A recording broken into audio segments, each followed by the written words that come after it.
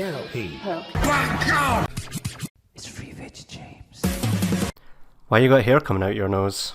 Resident Evil. Hello everyone and welcome back to Resident Evil Code Veronica X for the final time, for realsies this time. So we've just got 3 battle mode characters to go. Now I've trimmed it down a little bit so that you can see that acid rounds do not kill zombies in a single hit in this game.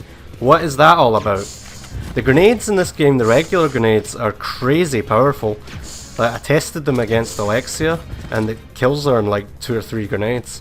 So yes, I've trimmed it down to just little interesting tidbits and the actual boss fights. It's the Tyrant again. In some ways I would say this fight is even worse than the original because you can't see him because of this stupid fog. Obviously Capcom were big fans of what they created here, so you see a lot of this helipad in all its foggy glory. Now this fight goes on way too long. You know the casino that I showed in the previous part? The one that Steve stuck his knee into? Well, it turns out that you have a 50% chance for 2 different items. Claire can get, well, every character can get a diary and also a different unique item. Claire's unique item is unlimited BOW gas rounds, but on this occasion I did not get those. I'm not sure how much of a difference it would have made in this fight, but I'm pretty sure with the gas rounds it doesn't matter if you miss. As long as the enemy is in the room, it cuts their health by... It's like 50% for regular enemies, I believe, but for bosses it's different. And as you might remember from way earlier in the Let's Play, the gas rounds have 0 effect on Alexia for some reason. I think the idea is that the BOW gas rounds only work on T-virus infected monsters, which would include the Tyrant, of course, if you know your Resident Evil lore. And this is a very interesting costume Claire has. I don't think we've ever seen it again, and no wonder it's skimpy as hell. Capcom would try to move away from that recently. Like with it... Oh, there's Pepe making her usual cameo appearance. Forgive me. Yeah, so all I'm doing here is just keeping my distance and pummeling the guy with flame rounds. Good news is, in this particular fight, you actually get to see the Tyrant attack. Whether he hits me or not, you'll have to wait and see. This was actually my second attempt doing this, because he did actually knock me off the helipad the first time. Which was rather embarrassing and incredibly frustrating, because otherwise, this Claire battle mode is just as easy as her original one. But it really took me by surprise that the acid rounds don't kill the zombies in a single shot. Like, compared to all the other Resident Evil games, the strength of the ammunition in this one is all over the place. It's very, very strange. Oh, there it goes. But he missed, and thank God too, because that could have very easily knocked me off the helipad. As I say, this fight goes on far, far too long, but for the sake of completion, I'm showing you. The boss fights and the weapons are really the only 2 differences for... well, and the casino. They're the only 3 differences for all of the battle mode characters. But we've had, believe it or not, this is still one of the easier bosses. The final 2 characters have much worse bosses. And I believe, you remember the adult albinoid, the vagina looking thing that could zap you in the water? That's not actually considered a boss. But, I mean, it looks like a boss, it has its own arena. In my mind, it is a boss. But I think it's not a boss because you don't actually have to kill it. See, I thought if you went in the water and it zapped, it would be an instant kill, but it's not. If you watch all the speedrunners, they just run into the water, grab the emblem, and run out, and they take a little bit of damage from a shock, but not much. So, what I'm trying to say is, don't believe everything you read online. Believe everything I say. Naturally. And we got him. There goes the Tyrant. And Claire really tempting fate by standing under an umbrella like that. I guess it's meant to be symbolic. Yeah, now it's time for Chris to take a turn. And I found out something interesting about the Magnum, which I didn't know until I did this. Watch. Yeah, the Magnum shoots through multiple enemies. It's crazy. Chris boss. Aye. Good old Alexia Ashford at it again, Cruella de Ashford. She really does sound a lot like Cruella. It's just a shame Cruella's not said many funny things, otherwise the edits could have been a bit better. Now I've heard from a lot of people that this boss can stun lock you to death. If you don't know what that means, it means it hits you over and over and you don't even get a chance to open your inventory and you just die. That had never happened to me. This is my 4th time fighting this boss, because I had to do it once regularly, once to unlock the rocket launcher, and then once with the rocket launcher. So this is the 4th time, and as you can see, they were telling the truth. Look at that. I was lucky to get out of it. I see now why, well, I already saw why everyone hates this boss so much. She's an absolute biatch. So I will be very happy to see the back of her right now. Or is it the back of her? Yeah, so you don't get the linear launcher in this version of the fight. You just have to shoot. And thankfully, Chris has the Infinite Magnum, which I'm pretty sure, shot for shot, is the strongest gun in the game. It's the only one that kills hunters in a single hit without fail, and Bandersnatches actually. It's always a disappointment when a Resi game gets censored like this one did. So although you decap zombies in inverted commas, their head doesn't actually come off. You just hear the splatting sound and yeah. And there we go. A unique cutscene too, since we didn't blow her up. She is fucking gross, is she not? But we don't need to worry about her anymore. Now, the final character we're going to see, you're going to see the entire thing, and you will see why. Wesker, baby. Let's do this. So Wesker doesn't have a single gun. It's knife only time. This goes horribly, but it goes. And that little portrait of Wesker on the item screen is pretty damn freaky. I neglected to mention, oh yeah, first enemy and already getting bitten. I get bitten a lot. Well, I get hurt a lot in general, but that's to be expected with the knife only run. What was it? Yeah, so there was an important detail that I didn't mention about the plot. So Wesker is leading a small band of mercenaries, I believe, called the Hive Capture Force, or HCF for short. And the whole idea was to recover a sample of the Veronica virus, which he got through Steve's corpse, which you will know if you watch the Let's Play. And now we see one reason why this is so damn annoying. We can't blow up the explosive cylinders, but Wesker will auto-aim to them anyway most of the time. So you have to make damn sure that the enemy you want to kill is the one that's closest to you. You know, there's a shorter distance between you and the enemy than the cylinder. But as usual, the strategy for the knife is simply to slash downwards and hope to God that they fall down, and then you get a nice easy kill. You gotta love it. It doesn't happen all the time though, and it can be very difficult to judge the distance. You can mess it up really easily. But there's also a bunch of healing items that I didn't actually get in previous battle mode playthroughs. Oh, watch this shit, man. It's the first time we've ever seen the Bandersnatch do that attack. And they actually go down surprisingly quickly with the knife. And they don't do as much damage as I was certain that they did. I think they do about the equivalent of a bite in damage. So as ever, I'm trying my best to cut out the door. Oh, I should probably mention, and you've probably noticed already, but this commentary is being done in post, meaning the footage has already been recorded, and I'm speaking over it after the fact. And the reason for that is the knife only run here is so damn stressful that I would rather not speak while doing it. It was hard enough as it was. I'm not even going to say how many attempts this took to get it right. But we got it. And with this, there will be no more Code Veronica ever again. So yeah, so the next project is going to be a Capcom game. That's the only clue I'm going to give you, but if you stick around to the very, very end of this video, you'll get a little clue. So we haven't met any hunters yet. That's going to be coming up very soon though. And I can't decide what's worse, knife only, packs of zombies like this, or hunters. I think it might actually be the packs of zombies. I mean, if you can get lucky and button bash fast enough to push them off without them biting you, then like I just did there, then great, but I'm pretty sure that's luck dependent. I know people say if you do it fast enough you'll get them off every time, but I swear man, I bash at the same speed every time, and just sometimes I get lucky and sometimes not.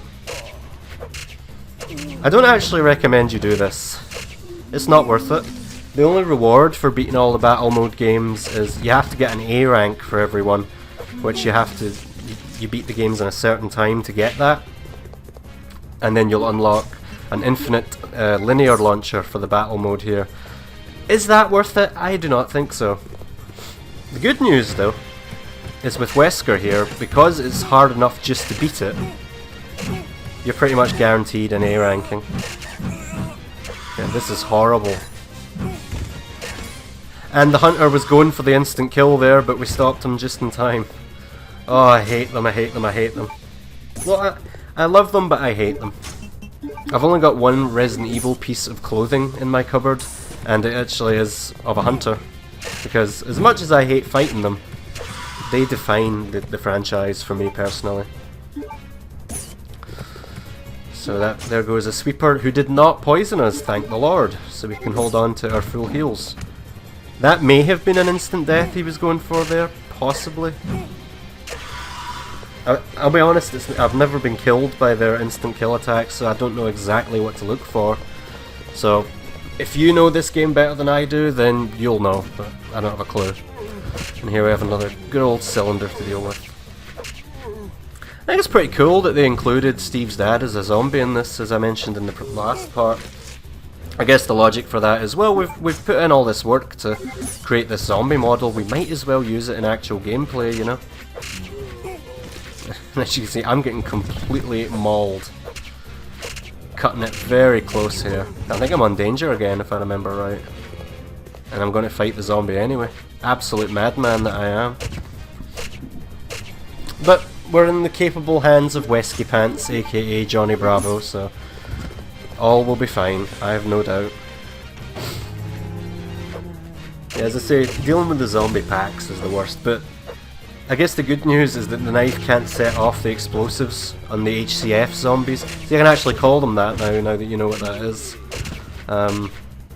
Because if they did that, well, I guess if they did, that'd be brutally unfair, because you have to kill them with the knife, so you're guaranteed to take explosive damage. This zombie that's standing just above us here, I didn't want to risk it, because we'd made it through the whole room without getting bitten, so I did it the pussy way. Just slash at his kneecaps. Give him a good old circumcision. Yeah, oh god, that's disgusting, but yeah, that's what we were doing. Alright. This room is very annoying.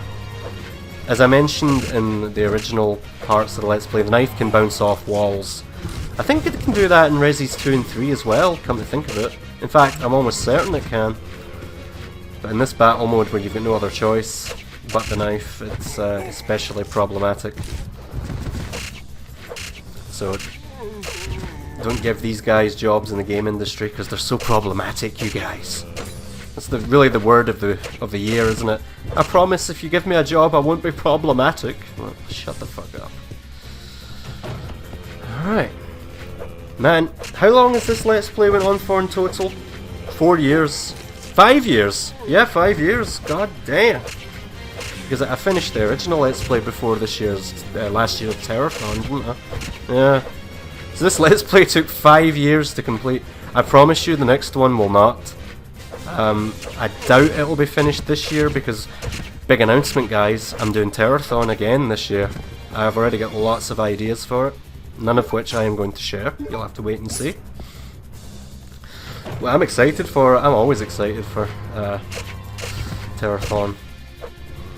Of course I say that, but then when we're actually in the midst of it, and I'm having to go to work and come home and quickly produce a quick video on a different topic, and then do the stream, and then do the movie. It is quite exhausting, but anything's worth it for horror. It's pretty annoying I get bitten there after doing so well up to that point. Oh well. Luckily, as I've said before, the battle game is pretty generous with its healing items, so we don't need to worry too much. And we've actually got excess blue herbs at the moment, because we've only got to deal with one more sweeper. And we've got, what, 3 blue herbs total? 1 in the mix and 2 separate.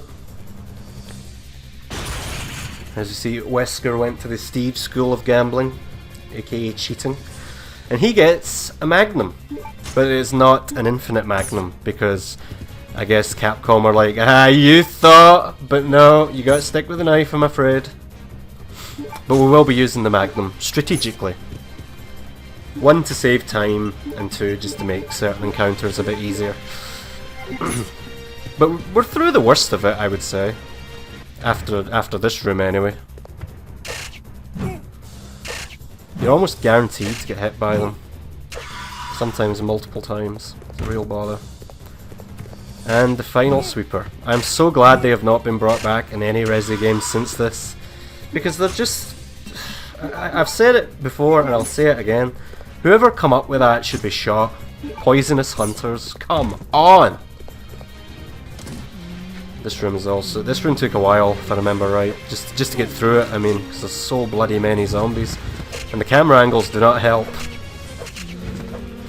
I noticed when I did the first person thing with Steve that in some rooms you can't even see the entire room, you just see blackness. So although it works all throughout the game, it doesn't work perfectly. I mean, if I had an infinite ammo sniper rifle, I guess I would consider doing the game entirely in first person. But why do that when you've got the likes of the Dark Side Chronicles, which is like a House of the Dead style shooter? Oh, I talked about that in the Let's Play as well. Keep repeating myself. I mean, you're asking me to remember 5 years worth of quality content. That's roughly translated. I just said quality content. So yeah, I'm struggling. I hope you'll forgive me. And this is a good place to use the Magnum for that big combo kill. Save a lot of time. But then of course go straight back to the knife, because we only have 5 shots and we have a boss to deal with as well. So I've got to bear that in mind. I think, yeah, we're right at the end. Wow. So I guess this is a good opportunity for me to say thank you so much to everyone who has watched even 5 minutes of this Let's Play. It's all appreciated. As I hope you can tell, a lot of work goes into these Let's Plays, so I think I would say I appreciate my views more than most. Not to toot my own horn or anything, but I do. So thank you so much for watching. We're coming up to the boss any second now. And then that truly will be the end of Code Veronica forever. Feels strange. Oh, I should also mention, you know the fight between Wesker and Alexia in the stairs? Alexia's first form is different in the Dreamcast version. They changed it to make Wesker look tougher. And I have inserted a little clip of the original fight here for your convenience. Check it out.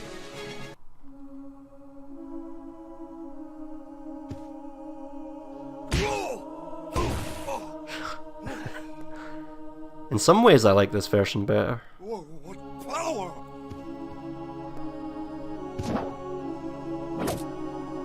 Bitch! Fucking hell. Powerful for such a nimble little thing. So you've probably already guessed who Wesker's boss is. So yeah, that's the Dreamcast version of the fight. Pretty interesting, huh? Alright. Yes, I'm fighting Alexia knife only, because I'm a fucking lunatic. I thought it would be a good way to finish off the Let's Play proper. Also, do you want a picture of Steve's original hairdo? Here you are, you're welcome. So what's interesting about Alexia is she has tank controls same as we do, so we can exploit that. She's dead. So ends the battle mode. So ends the 2 bonus parts. So ends Resident Evil Code Veronica X for the PlayStation 2. I love you all very, very, very much, and I will see you very soon for the next Let's Play. Take care of yourselves and each other. Bye bye for now.